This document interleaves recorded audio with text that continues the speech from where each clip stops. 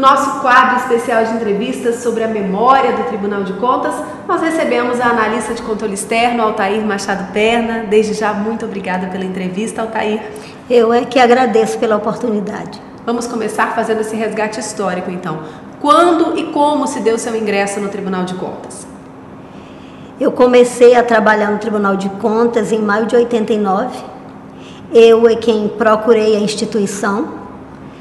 Eu, vendo ali uma oportunidade de trabalho, eu procurei a instituição e naquele ano de 89 eu comecei a trabalhar lá em Miracema. Então você morava em Miracema? Morava em Miracema, trabalhava na educação. E como moradora de Miracema, quando Miracema se tornou a capital provisória, teve toda aquela empolgação, né? Conta pra gente como foi o clima na época. Bem, quando eu soube da notícia, eu estava em sala de aula. Eu dava aula no Colégio Tocantins e eu estava em sala de aula. Parecia assim que tinha acontecido um furacão, um tsunami, alguma coisa assim muito, mas não com o efeito contrário do que seria isso aí, né? Que o efeito era assim de alegria, de contentamento e de incredulidade, porque será que é mesmo Miracema? Porque a briga está aí, é Araguaína, é Porto Nacional.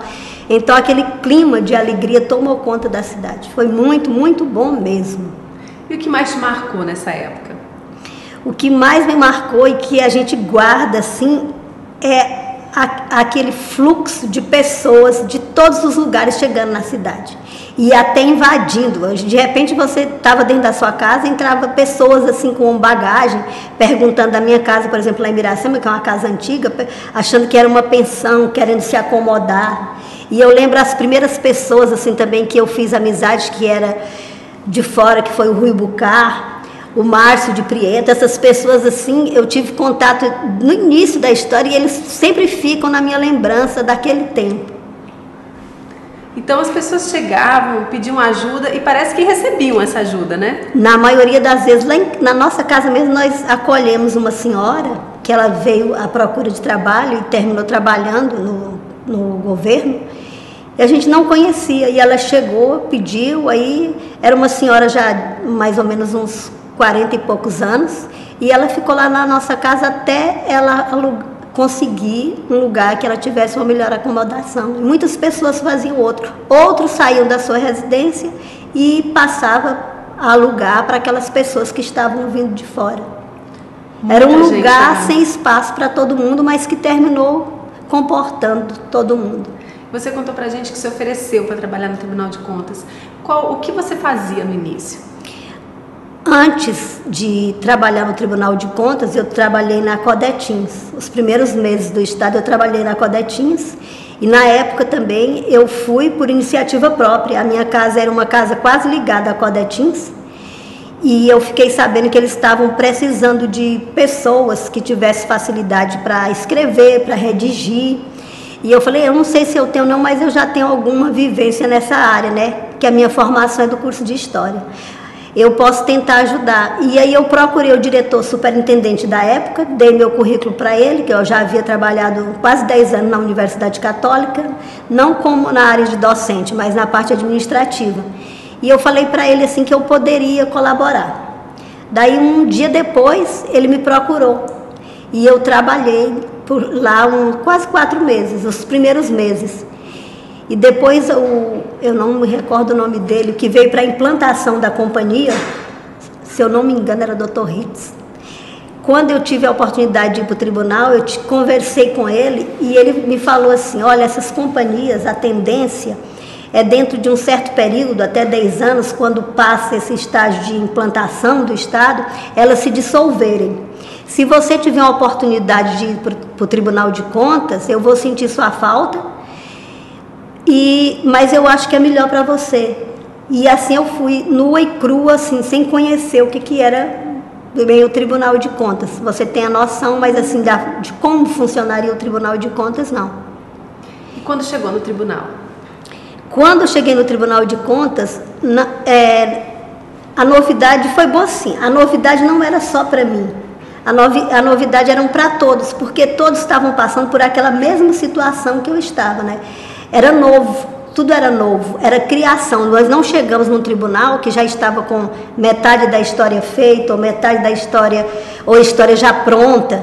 Estava começando, criando. É como você pega, que eu já falei em outra oportunidade, você pega uma criança, para aquelas que são mães, que vem desde a gestação. Aí você vai vendo aquele, vai crescendo, crescendo, crescendo, e você vai se tornando responsável por esse crescimento. E assim acontecia no Tribunal de Contas. As pessoas que já tinham conhecimento da área iam transmitindo aquele conhecimento. No caso, lá na época, no início mesmo, nós tínhamos o Orlando, nós tínhamos o Pedro Barros, nós tínhamos o Miguel Ângelo, que já vinha com a experiência do Tribunal de Contas dos municípios de Goiás. E essas informações eram repassadas e ali dentro ia se formando, cada um em sua área de trabalho, de acordo com aquela aptidão que ele demonstrava. Eu comecei trabalhando, analisando orçamentos, depois eles me chamaram para ir para a área de diligências, eu permaneci um tempo, e quando nós fomos analisar os orçamentos, a primeira recomendação era todo mundo estudar 4.320. Então a gente ainda ia se preparando, estudando. É uma lei muito importante, né? Exatamente. E a gente ia estudando aquilo ali e pegando as leis orgânicas dos municípios e ia se inteirando. Então a gente ia fazendo a história. Talvez até por isso muita coisa não tenha sido guardada, porque se tem um olhar terceiro só acompanhando aquele desenvolvimento é diferente. Mas à medida que você vai fazendo a história junto, você às vezes deixa escapar coisas que poderiam estar preservadas para esse momento hoje atual, futuro. E todos tinham as mesmas, a maior parte tinha muita indagação.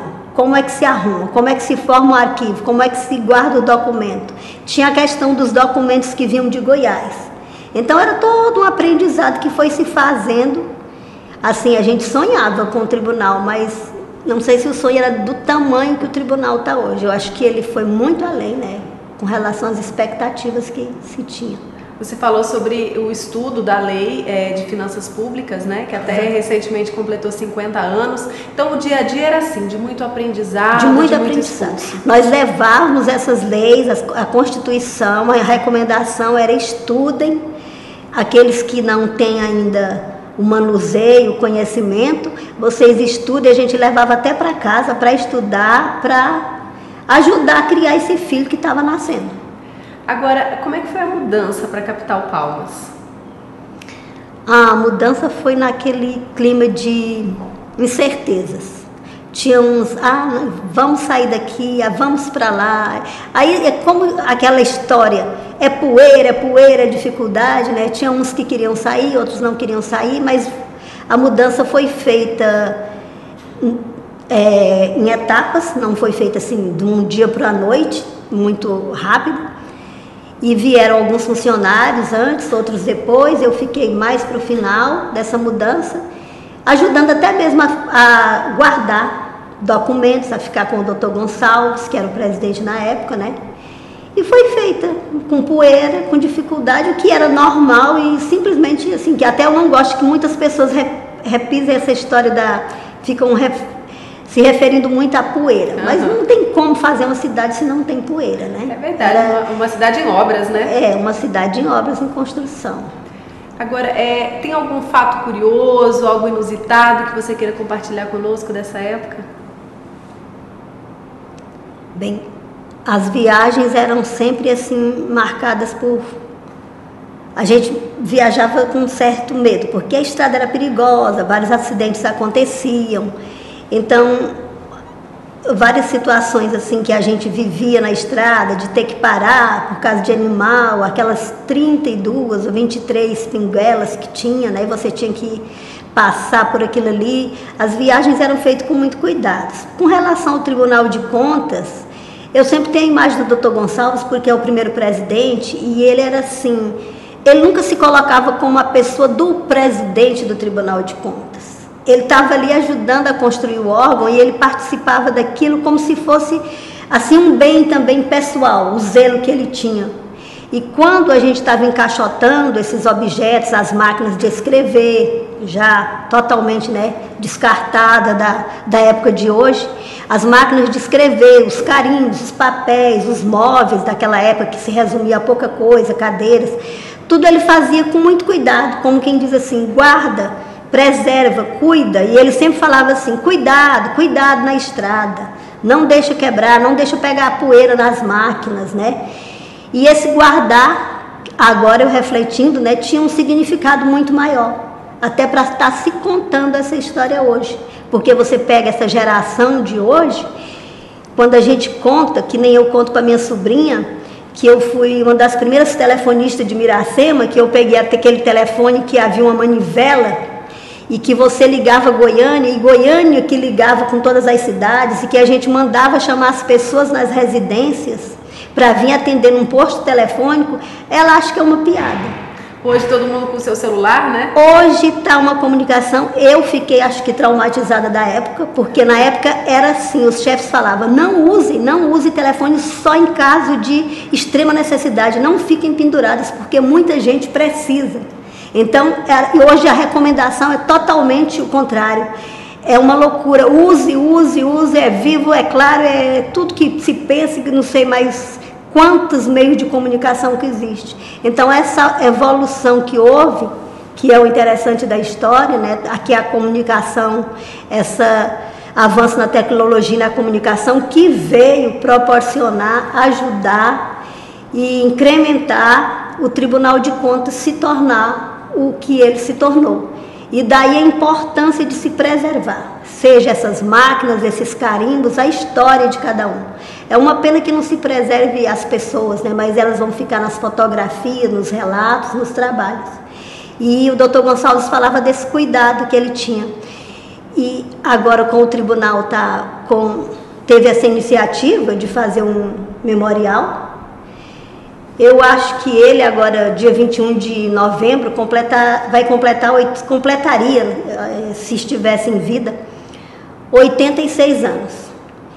E aí eu acho que o conselheiro Wagner, assim, com esse pensamento dele futurista, inovador, assim, impactante, que gosta do bem feito, do belo, e preocupado com essa preservação que já estava se perdendo nesses 25 anos, eu acho que se o conselheiro Dr. Gonçalves pudesse receber esse presente hoje, ele ficaria muito, muito feliz, ele ficaria assim, também como eu, repensando a história de 25 anos atrás e satisfeito de ver o resultado, né? Agora, repensando essa história de 25 anos, nós falamos há pouco sobre a tecnologia, né? Tudo que mudou, né? Mas teve uma época em que tudo era feito à mão lá no Tribunal de Contas. Parece que você viveu bem essa época. Vivi muito bem essa época de escrever, de registrar nos livros. Que, inclusive, eu criei um calo, assim, da maneira como eu pego a caneta. E era muita coisa para se escrever, e às vezes não dava tempo de acompanhar, muitos registros para ser feito, tudo em livro de atas, que estão aí também contando essa história. Mas era um tempo necessário, né? O que se tinha eram os recursos que se tinha, se fazia à mão, depois posteriormente elas foram feitas datilografadas e hoje tudo informatizado, né? As atas das sessões. As atas das sessões. Toda sessão tinha ata e tinha que fazer à mão. Tinha que se fazer o registro dessas atas, dessas reuniões que se faziam. Dá orgulho de ter participado, efetivamente? Dá orgulho. Tem umas coisas que eu fico aqui dentro que eu penso assim, como que eu deixei escapar tanta oportunidade que a vida me proporcionou. Porque eu fiz um curso de História, mas eu me envolvi com outras coisas, e se eu tivesse colocado mais em prática os conhecimentos do curso de História, talvez hoje eu estaria com essa história mais organizada, mais detalhada, e eu não aproveitei. A gente tem que ter uma visão. O dia a dia do trabalho também, né? O dia a dia do trabalho estava se fazendo, então nós não tivemos aquela oportunidade de estar registrando com mais cuidado para essa preservação. Mas o importante é que agora está tendo essa oportunidade, né? Ainda bem que agora está tendo essa oportunidade. O conselheiro José Wagner está de parabéns. Ele sempre esteve muito organizado. Ele tem faz parte da personalidade dele mesmo, de ser muito determinado e muito organizado. E ele não deixou passar em branco, uma vez que agora ele está à frente do tribunal. Eu acho que ele está de parabéns. E nós que ganhamos essa riqueza, né, que é um memorial, que eu acho que as pessoas, quando chegam assim para conhecer a história de um país, de uma cidade, de uma instituição, elas deveriam conhecer os museus, conhecer os memoriais, porque ali está preservado a história daquele lugar e ela ficaria muito mais inteirada daquela realidade. É uma cultura que não se tem ainda, né, dessas visitações, mas se essa ideia pegar e outras instituições também passarem a fazer assim, daqui a um tempo a gente vai ter um público mais direcionado e esses lugares não passam a ser só para uma mera visita, passa a ser também um lugar de pesquisa, de resgate dessa história. Você, como historiadora, vê essa importância dessa forma? Vejo sim, eu vejo essa importância grande, até tem certos museus que tem professores que dão aula dentro de museus.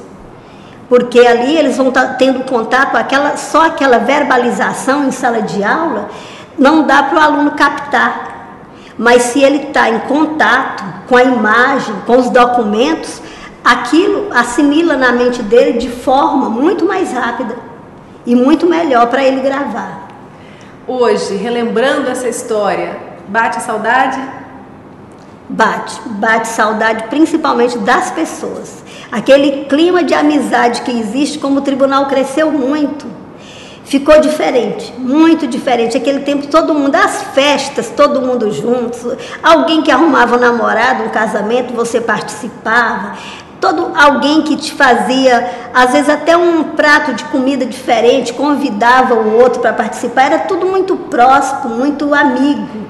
Todo mundo vivendo daquele jeito. Eu guardo umas fotografias assim que eu guardo aqui sem nenhuma construção, sem essa arborização, sem essa beleza, uma poeira assim, nós com o doutor Gonçalves, a turma toda do tribunal, que é uma pelada de futebol, sabe, aquilo ali dá uma saudade, aquele prédio assim, um galpão com aquele banquinho, os meninos sentados ali na hora que não estavam trabalhando, até muito bem à vontade, nossa.